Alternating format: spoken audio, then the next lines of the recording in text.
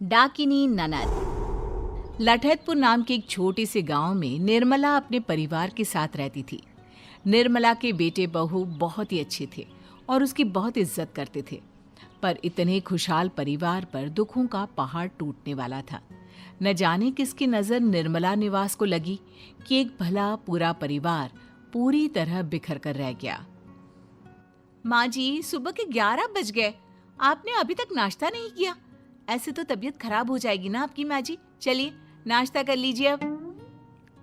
अरे बहू, मैं खा लूंगी, मेरे कारण तू भूखी मत रहा कर। मुझे पता है तूने भी नाश्ता नहीं किया होगा। मेरी छोड़िए, ये भी भूखे ही काम पर गए हैं। हे भगवान, तुम लोग भी ना, इस जमाने में जहाँ सब अपने बूढ़े माँ बाप को घर से निकाल देते हैं, तुम लोग मेरी इतनी फिक्र करते हो। जरूर पिछले जन्म में कुछ अच्छे कर्म किए होंगे मैंने, जो इतनी फिक्र करने वाला बेटा और इतनी प्यारी बहू मिले हैं। जा लेकर आ खाना, दोनों साथ खाएंगे। दोनों खाना खा ही रहे होते हैं कि तभी अपना सामान हाथ में उठाए चीखती हुई रश्मि घर पर आती है। माँ, माँ कहाँ हो तुम? अपनी बेटी को भिखारियों के यहाँ दे दिया और खुद की बहू है जो देखो सिठानी बनी बैठी है। अरे दीदी, क्या हुआ? आप इतने गुस्से में क्यों हैं? आइए बैठिए, मैं आपके लिए पानी लाती हूँ। अरे निकम्मी, ये सब ड्रामा मेरे सामने मत कर। तुम दोनों की चालाकियों को मैं अच्छे से समझती हूँ। तुम लोगों ने माँ को तो अपने वश में कर लिया, पर इन चिकनी चुपड़ी बातों से मुझे नहीं बहला पाओगे। मैं इस घर में अपना हिस्सा लेने आई हूँ। ये सब क्या कह रही हो तुम रश्मि? तुम्हारे बाबूजी के जाने के बाद तुम्हारे भाई ने अपनी जमीन गिरवी रखकर तुम्हारी शादी की। जो कुछ भी हमारे पास था सब कुछ तुम्हारी शादी में लगा दिया, और दामाद जी के पास तो किसी चीज की कमी नहीं है। फिर ऐसा क्यों कह रही है बेटा? जिस जमीन को गिरवी रखकर मेरी शादी की गई थी ना, वो भी बाबूजी की ही थी माँ। इन लोगों की कमाई हुई संपत्ति नहीं है। और तुम्हें तो तुम्हारे बेटे बहू ने पता नहीं कौन सी मिश्री घोलकर पिला दी है, जो बस इनकी ही बोली बोलती रहती हो। आज से मैं इसी घर में रहूंगी जब तक प्रॉपर्टी का बंटवारा नहीं हो जाता। रश्मि निर्मला की एक नहीं सुनती और पूरा दिन अपनी भाभी से लड़ती रहती है। रात को सुरेश काम से लौटता है। कोई तुम्हारे कान भरे उसके पहले मैं ही बता देती हूँ कि मैं यहाँ तुम लोगों से मिलने नहीं, प्रॉपर्टी में हिस्सा लेने आई हूँ। और जब तक बराबर का हिस्सा मुझे नहीं मिल जाता, मैं यहाँ से जाने वाली नहीं। अरे दीदी, तुम ये क्या कर रही हो? जरा हमारी हालत को तो समझो। रश्मि किसी की एक नहीं सुनती और अगले ही दिन अपने भाई पर मुकदमा कर देती है। मुकदमा करने के बाद वो एक लॉयर से मिलने जाती है। देखिए रश्मि जी, केस तो आपके भाई के फेवर में है। मुझे तो ये केस हमारे हाथों से जाता हुआ दिख रहा है। जाता हुआ लग रहा होगा, पर मैं जाने नहीं दूंगी। अब मुझे दूसरा रास्ता ही अपनाना होगा वकील साहब। जायदाद की लालच रश्मि को अंधा कर देती है और वो सीधे स्मशान घाट के एक तांत्रिक के पास पहुंचती है। ये लीजिए बाबा, मेरे भाइयों की तस्वीर। कुछ ऐसा कीजिए कि ये लोग ऐसी परेशानी में फंसे कि उसी में उलझे रहे और ये घर मेरा हो जाए। बाबा रश्मि को एक लाल कपड़े में कीले और पीले सरसों बांध कर देते हुए कहते हैं, बस इस लाल कपड़े को रात को ठीक 3 बजे तेरे भाई के खेत की जमीन में दबा देना। उसके बाद इसका जादू देखना। रश्मि बिल्कुल वैसा ही करती है और अगले ही दिन जब सूरज खेत पर जाता है, उसका पैर जैसे ही उस हिस्से में पड़ता है जहां रश्मि ने कीले गड़ी थी, उसे खून की उल्टियां होने लगती है और उसकी तबीयत बहुत बिगड़ जाती है। आनन फानन में उसे घर पर लाया जाता है। दवाई लेकर सूरज अपने कमरे में सो रहा होता है, तभी उसे ऐसा लगता है मानो कोई उसके सिरहाने बैठा हो। कौन है? कौन है? तभी कमरे में एक रोशनी आती है जो सीधा उस औरत पर पड़ती है जो सूरज के सिरहाने बैठी थी। उसके खुले बाल उसके चेहरे पर इस तरह ढके हुए थे कि उसका चेहरा देख पाना मुश्किल लग रहा था। अपने बालों को हटाती हुई वो सूरज की ओर देखती है। तेरी बहन ने मुझे भेजा है तुझे साथ लाने को। चलना, चल। वो डायन सूरज की छाती पर बैठ जाती है और उसके शरीर से धीरे धीरे आत्मा खींचने लग जाती है। सूरज की हालत बद से बदतर होने लग जाती है। सूरज के सामने जब सब रो रहे होते हैं, रश्मि कहती है, अब सुहाग ही नहीं रहेगा तो किसके लिए हिस्सा रखोगी भाभी जी? हे भगवान, तुझे जानने के पहले मैं मर क्यों नहीं गई? भाई इतना तड़प रहा है पर तुझे प्रॉपर्टी की आग लगी हुई है। अरे अब बहुत हुआ। मेरे बाप समान भाई की ऐसी हालत देखकर भी तुझे दया नहीं आई। तुझे इस घर से एक कौड़ी भी नहीं मिलेगी। निकल जा यहाँ से, निकल। रश्मि सबके सामने घर से निकल जाती है और वापस बाबा के पास चली जाती है। बाबा, सुरेश तो मर गया पर प्रॉपर्टी का कुछ भी मेरे हाथ न लगा। कुछ कीजिए, कोई रहे ना रहे, अब तो सब कुछ मुझे मेरे नाम चाहिए बस। बाबा रश्मि को राख और एक शीशे की कटोरी देते हुए कहते हैं, ये लो, इस कटोरी को अपने घर की छत पर तोड़ देना और इस राख को अपने घर के चारों ओर बिखेर देना। फिर वो घर हमेशा के लिए तुम्हारा होगा। पर याद रखना, ये काला जादू जितना देता है उससे ज्यादा लेता भी है। क्या ले लेगा मेरा? मैं नहीं डरती किसी से।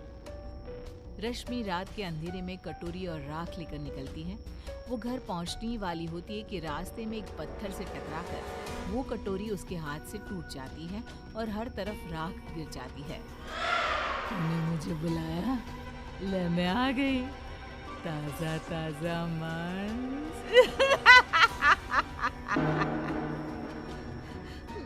मुझे नहीं, मेरे घर वालों के लिए था। छोड़ दे मुझे।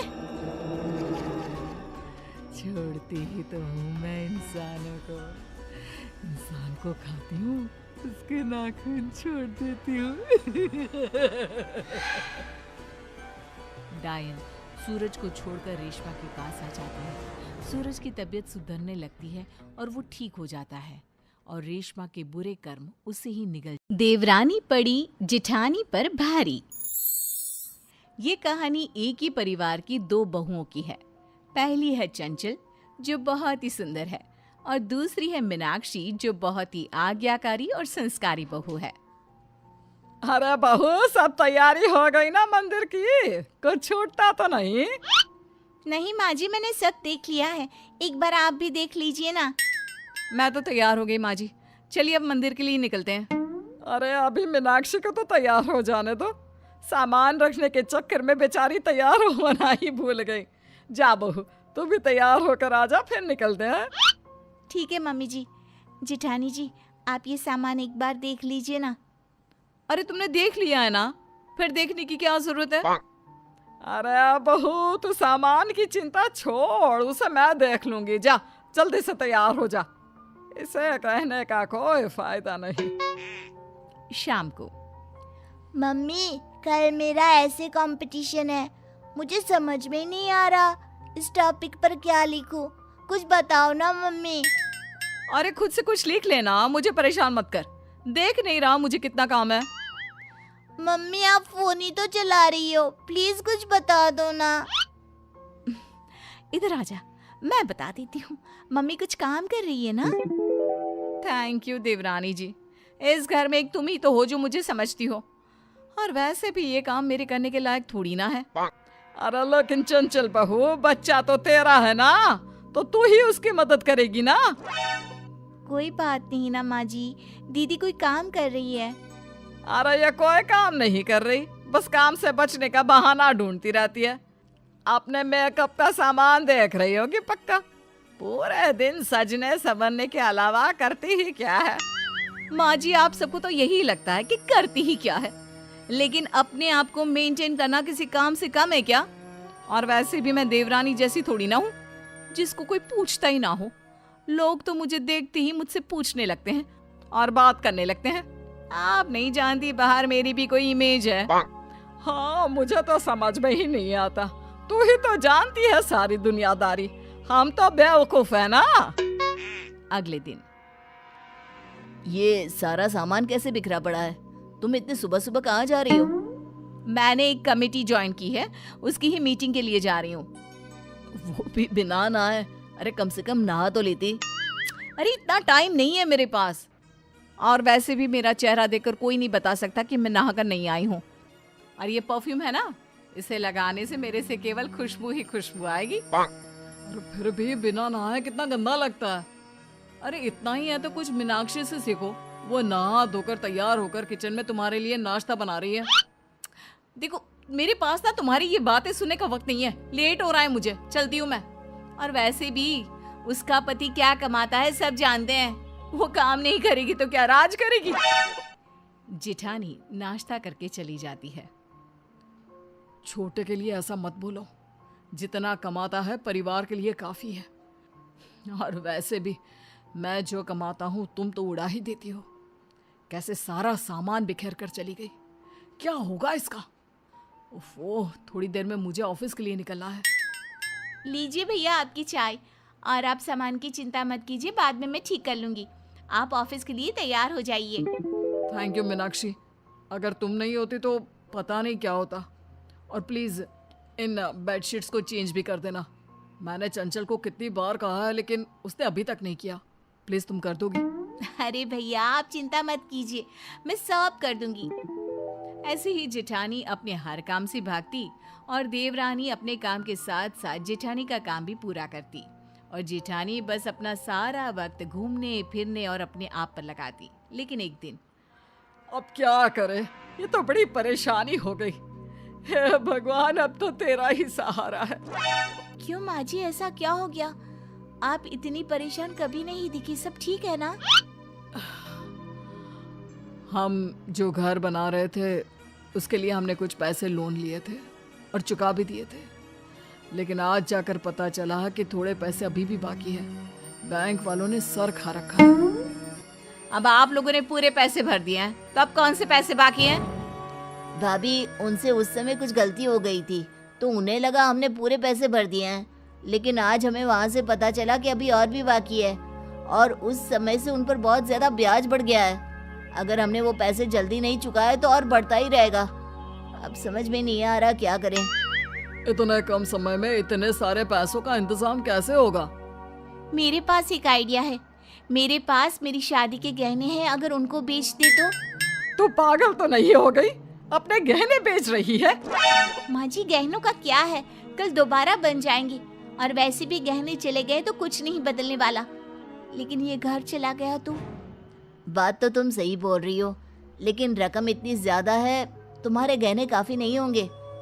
अच्छा, तो बड़ी के गहने भी ले लो ना।